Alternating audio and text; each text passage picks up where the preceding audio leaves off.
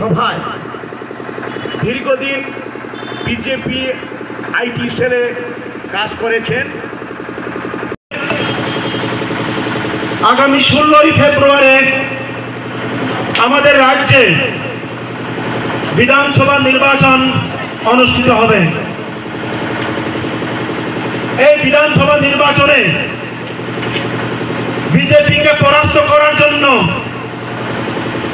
সারা রাজ্যের মানুষ প্রস্তুত হচ্ছে। সিন্না বিধানসভা এলাকায় বামফ্রন্টের প্রার্থী হয়ে আমি এই অত্র এলাকার বয়োজ্যেষ্ঠদের, মায়েদের, বোনেদের, সমবয়সীদের, ভাইদের কাছে আশীর্বাদ কাম্য করছি। আপনারা আগামী 16ই ফেব্রুয়ারি আপনার ভোট দান করে সিপিআইএমের প্রার্থী হিসেবে, বামফ্রন্টের প্রার্থী হিসেবে আমাকে জয়ী করে এই এলাকায়, সিন্না বিধানসভা এলাকায় আপনাদের জন্য, মানুষের জন্য, সকলের জন্য কাজ করার জন্য সুযোগ করে দেবেন, এই আশা আমি রাখছি।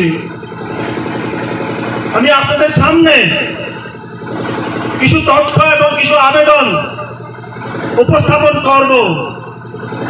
বিগত 2018 নির্বাচনের পূর্বে আমাদের এই রাজ্যে বিজেপি এবং আইপিএফটি জোট সরকার, তারা জোট বেঁধে সরকার গঠন করেছিল। রাজ্যের মানুষকে প্রতিশ্রুতি দিয়েছিল অফিস আদালত তৈরি করবে, বেকার যুবকদের চাকরির সংস্থান তারা তৈরি করবে, 10,300 শিক্ষক শিক্ষিকা বন্ধুদের তারা চাকরি নিশ্চয়তা দেবে, স্থায়ী সমাধান করবে। নানান প্রতিশ্রুতি দিয়ে মানুষকে বিভ্রান্ত করে তারা 2018 সনে ক্ষমতায় এসেছিল এবং তৎকালীন সময়ে আমাদের সিন্না বিধানসভা কেন্দ্রে আইপিএফটি বিজেপির জোট প্রার্থী হিসেবে আইপিএফটিকে জয়ী করে বিধায়ক তৈরি করে পাঠিয়েছিলেন আমাদের এই বিধানসভা এলাকার মানুষজন। আমরা গত 5 বছরের অভিজ্ঞতায় আমরা দেখেছি যে বিধায়ক মহোদয়কে 5 বছরের জন্য আমাদের সিন্নাবাসী, সিন্নার নাগরিক বৃন্দ, সিন্নার অভিভাবক মন্ডলী, সিন্নার ভোটারগণ, সিন্নার সকল অংশের মানুষ ভোট দিয়ে যখন ওনাকে বিধায়ক হিসেবে পাঠিয়ে দিয়েছিলেন, মানুষ আশা করেছিলেন সিন্নার মানুষের জন্য উনি কাজ করবেন। আমরা দেখেছি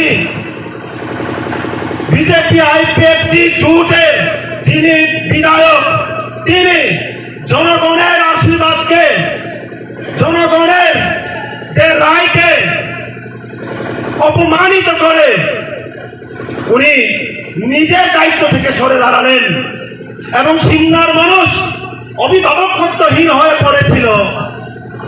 আমরা দেখেছি যতগুলো প্রতিশ্রুতি তারা দিয়েছিল, একটাও প্রতিশ্রুতি তারা পালন করেনি, বরং সরকার থাকাকালীন অবস্থায় সিন্না বিধানসভা এলাকার মানুষ অভিভাবকহীন হয়ে পড়েছিল। আমি আপনাদের কাছে অনুরোধ করব, বিগত 5 বছরের অভিজ্ঞতায় আপনারা দেখেছেন এই রাজ্যে কি একটা ভয়ঙ্কর পরিবেশ তৈরি করেছে। আমাদের কমরেড, শ্রদ্ধেয় কমরেড, শহীদ কমরেড অরুণ দেবের যে শ্রদ্ধায় আমরা এখানে একটা আবক্ষ মূর্তি আমরা বসিয়েছিলাম, সেই আবক্ষ মূর্তিকে তারা রাতের অন্ধকারে ভেঙে চুরমার করে দিয়েছে। এরা কত ভয়ঙ্কর হতে পারে আপনারা ভাবুন। রাজ্যের মানুষ বলছে, প্রতিটি গ্রাম গঞ্জে মানুষ বলছে, বাজার হাটে মানুষ বলছে, অফিস আদালতে মানুষ বলছে, সরকারি কর্মচারী থেকে শুরু করে স্কুল কলেজে বিশ্ববিদ্যালয়ে পড়ুয়া ছাত্র ছাত্রীরা বলছে, যুবক কর্মহীন বেকার যুবকরা বলছে 18 বল আর নাই। আগামী 16ই ফেব্রুয়ারি বামফ্রন্টকে জয়ী করে পুনরায় বামফ্রন্ট সরকার আমরা গঠন করব। এটা মানুষের মনের কথা, মানুষের দুঃখের কথা তারা আমাদেরকে বলছে। যখন নির্বাচন দিনক্ষণ ঘোষণা হলো, যখন নির্বাচন দিনক্ষণ ঘোষণা হওয়ার পর ক্যান্ডিডেট ডিক্লেয়ার হলো, মানুষ বলছে আইপিএফটিকেও আমরা দেখেছি, বিজেপিকেও আমরা দেখেছি, আইপিএফটির যিনি বিধায়ক ছিলেন ওনাকেও দেখেছি। এবার আমরা আমাদের সিন্নায় বামফ্রন্টকে জয়ী করে বিধানসভায় পাঠাবো, মানুষ এই কথা বলছে।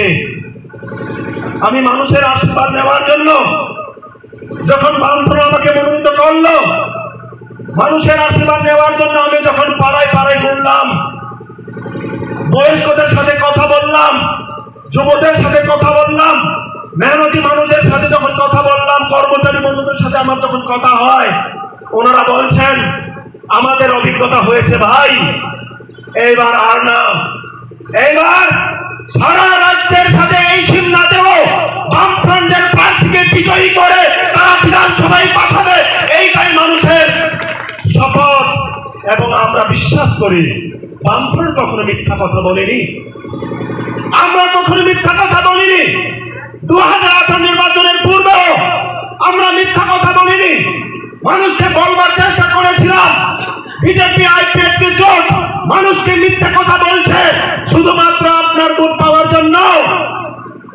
তখন হয়তো বা মানুষ আমাদের সবটা কথাকে বিশ্বাস করতে পারেনি, কিন্তু সময়ের অভিজ্ঞতায় মানুষের অভিজ্ঞতা হলো এখন মানুষই বলছে বিজেপি আইপিএফটিকে আর আমরা ক্ষমতায় আনবো না। মানুষের অভিজ্ঞতায় তারাই বলছে বামফ্রন্ট ছাড়া রাজ্যে শান্তি প্রতিষ্ঠা করতে পারবে না। জাতি উপজাতি উভয় অংশের মানুষের সংমিশ্রণে তৈরি আমাদের এই ত্রিপুরা রাজ্য, এই ত্রিপুরা একটা শান্তির নীড়কে তারা অশান্তির পরিবেশ তৈরি করলো। বামফ্রন্টই একমাত্র পারে শান্তি প্রতিষ্ঠা করতে, বামফ্রন্টই একমাত্র পারে জাতি উপজাতি উভয় অংশের মানুষকে ঐক্যবদ্ধ ভাবে শান্তিপূর্ণভাবে জীবন যাপন করতে সাহায্য করতে, এই পরিবেশ তৈরি করতে একমাত্র বামপন্থী পারে। আমি আমার কথা আর দীর্ঘায়িত করব না। আমার পরবর্তী বক্তা আমাদের শ্রদ্ধেয় মানিক দে মহোদয় আছেন, উনি বলবেন বিস্তারিতভাবে রাজ্যের রাজনৈতিক পরিস্থিতি। আমি শেষের দিকে এটাই বলবো, আজকে সিন্না অঞ্চলের উদ্যোগে এই যে প্রচার সভায় আপনারা আগত হয়েছেন বামফ্রন্টকে বিজয়ী করার জন্য,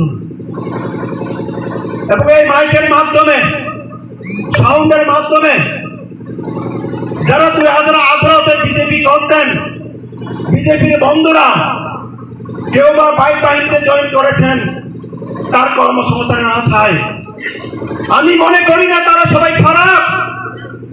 সমাজের 2-1 মানুষ হয়তো বা তাকে ভুল পথে পরিচালিত করে সুরসুরি দেয়। আমি মনে করি না আইপিএফটির সমর্থক যারা গত নির্বাচনে বিধায়ক হিসেবে আইপিএফটির প্রার্থীকে জয়ী করেছিলেন তাদের ভুল আমি মনে করি না, তারা অপরাধী আমি মনে করি না। সাধারণ মানুষ এলাকার উন্নয়ন চায়, সাধারণ মানুষ কিছু নতুনত্ব চায়, উন্নত থেকে উন্নততর পরিবেশ করতে পারে কিনা তার চেষ্টা তারা দেখতে চায়।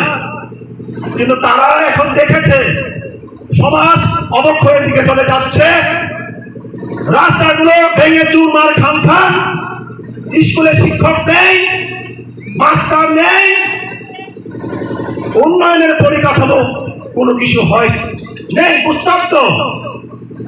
তাদের কাছে অনুরোধ, আসুন আমরা বিজেপিকে পরাস্ত করার জন্য একত্র হয়ে খাঞ্চা হয়ে আমরা লড়ব এবং আগামী নির্বাচনে বিজেপিকে পরাস্ত করে নতুন সূর্যোদয় আমরা করব, বামফ্রন্ট সরকারকে আমরা পুনরায় প্রতিষ্ঠা করব। সকলকে নমস্কার, প্রণাম, শ্রদ্ধা এবং অভিনন্দন, শুভেচ্ছা জানিয়ে আমার সংক্ষিপ্ত কথা বলা আমার এখানে শেষ করছি। নমস্কার, ইনকলাব জিন্দাবাদ। সভায় দীর্ঘদিন বিজেপি আইটি সেলে কাজ করেছেন।